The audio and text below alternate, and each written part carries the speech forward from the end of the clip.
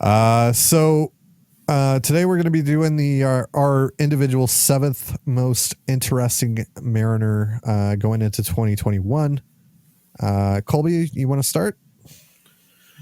Sure. Number 7 on my most interesting Mariners entering 2021 list is first baseman Evan White. Nice.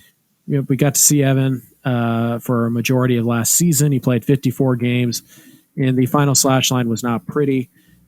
He hit 176, 252, 346, struck out 84 times in just 202 plate appearances. Clearly, that's not good. That is in the top percentile in all of baseball. But we did see some positives. We saw Evan White finish in the 87th percentile in exit velocity. We saw him finish in the 95th percentile in hard hit percentage, the 90th percentile in barrel rate, and he was also the 48th percentile in base on ball percentage, so just below league average there. Obviously, the defense was outstanding, and the sprint speed is always fun. Evan White is a 6'3", 220-pound first baseman who ranks in the 85th percentile in sprint speed. So that's neat. He also hit 8 home runs, showing that the power is legitimate there. We were on Baseball Things, Jason Churchill's podcast, and we talked about the power of Evan White being a real positive, a real surprise there. It looks to be legitimate, 25, 30 home run power. Now he just needs to make contact a lot more.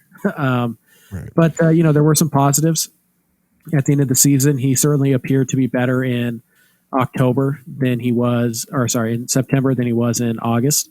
Just the quality of the at-bats seemed better. The numbers don't really bear it out. He was basically the same guy all through the season, which was not very good. Yeah.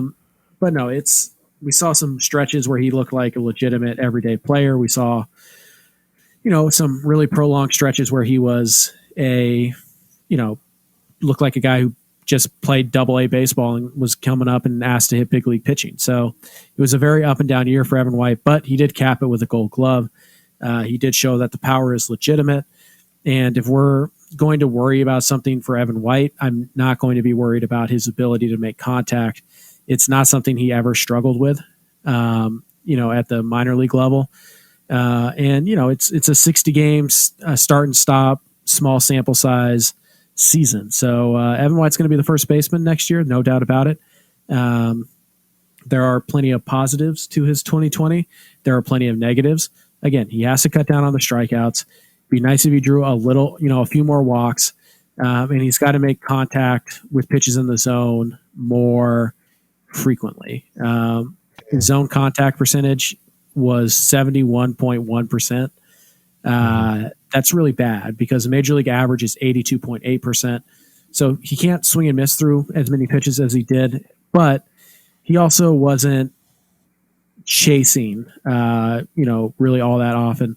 24.3% chase rate, major league average is 28.2%. So he's not swinging at bad pitches. He's swinging at strikes. He's just missing them. But when he did make contact with them, he hit them very hard and very far. So there's some minor adjustments he has to make. But now with a full off season and hopefully with a full spring training, he can kind of get in the flow of things and not all of a sudden stop what he's doing, for 3 months and then be asked to come back and pick up, and learn how to hit a baseball again in 3 weeks. So, I think Evan White's a really important player here. He's kind of a glue guy. I don't think that White's a superstar, and I don't think any of us ever thought he was going to be a superstar.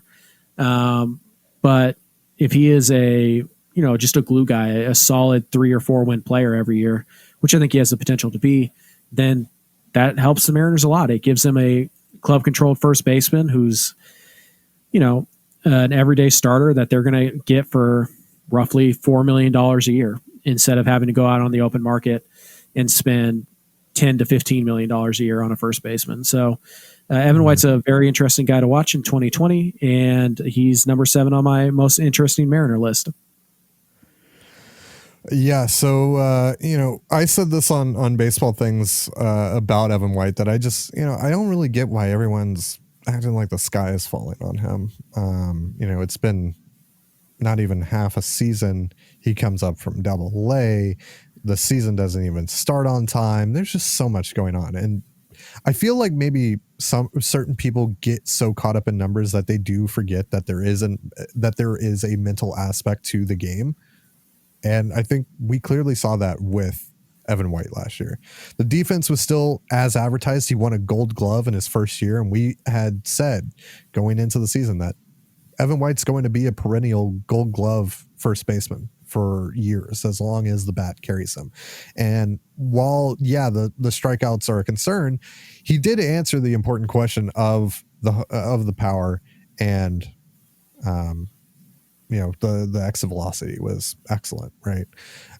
When he did make contact. Strikeout issues are a problem for a lot of prospects. And again, for a guy that had so much going on, it's not really a similar situation to Yusei Kikuchi in his rookie season.